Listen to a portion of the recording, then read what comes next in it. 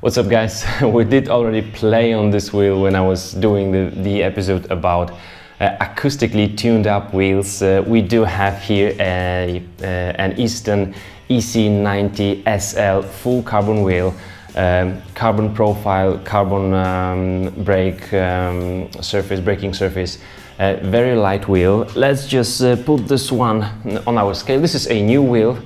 I'm gonna do it with this cup here because I've taken it off already. So the wheel on my scale weighs 561, somewhere around 560 grams.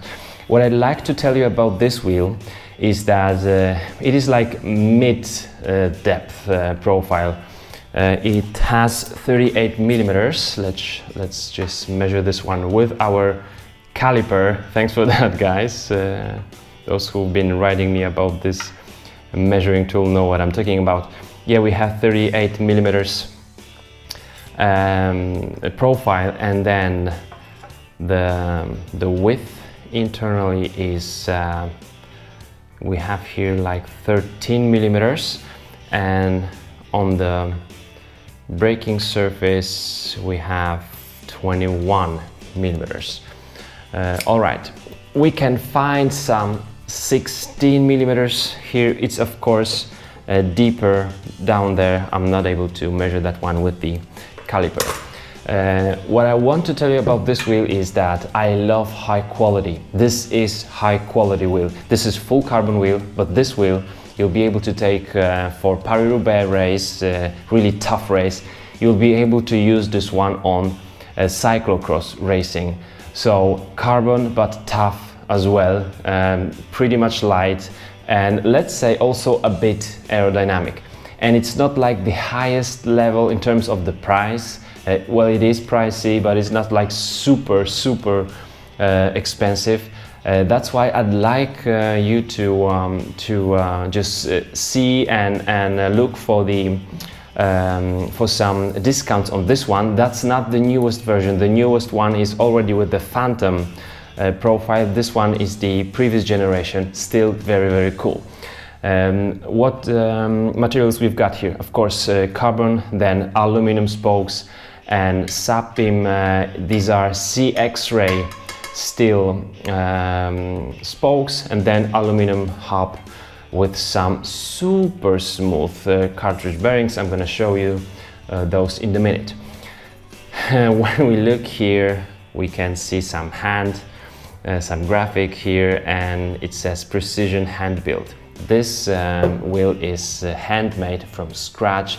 I love this because I can see that Easton is really putting so much attention to the quality.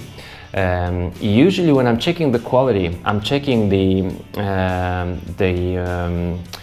braking surface, and also how the wheel looks like just here when the tire bead is coming in. It's very equal, it's very even, it looks very nice. There is no sharp edges. This edge here is quality, high quality.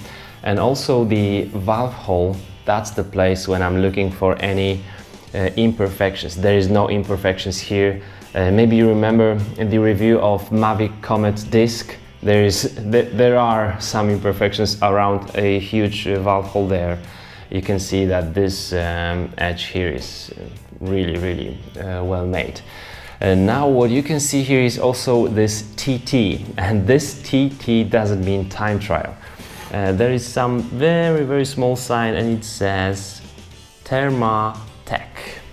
Therma Tec, that's the special technology for the rim brake.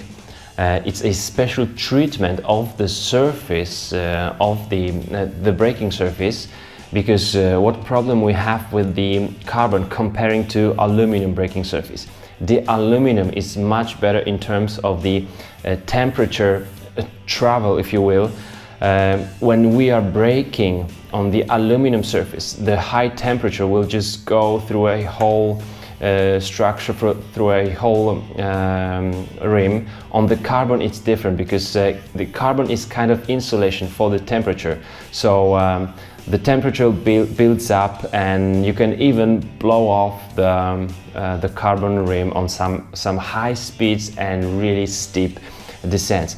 This one was tested by Easton and it can stand up like 500 Fahrenheit, so really hot. So this treatment, TT Therma Tec treatment, it's a special treatment of the braking surface to allow for better braking modulation, better braking performance. I haven't been testing this one, but the riders using those wheels say it is really good. Now about the hub, we have here this R4 SL hub. This one is super easy to adjust. We have one nut I've already taken off. This one is removed. Now that's the second one, and we can already see the bearings. The axle is oversized, of course, and it's super light as well. Easy, there is nothing complicated here.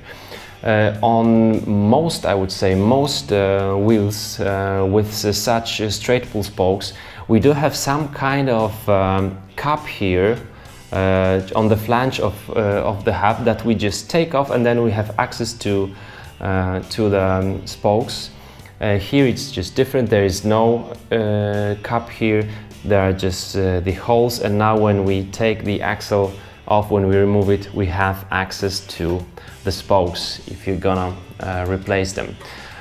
On the video when we were playing on the strings, I have proved that this is really high quality product. It's kind of high tension on those spokes, and the tones are quite equal. There is just like half of a tone difference on two spokes, and the rest of it is just very even, very equal.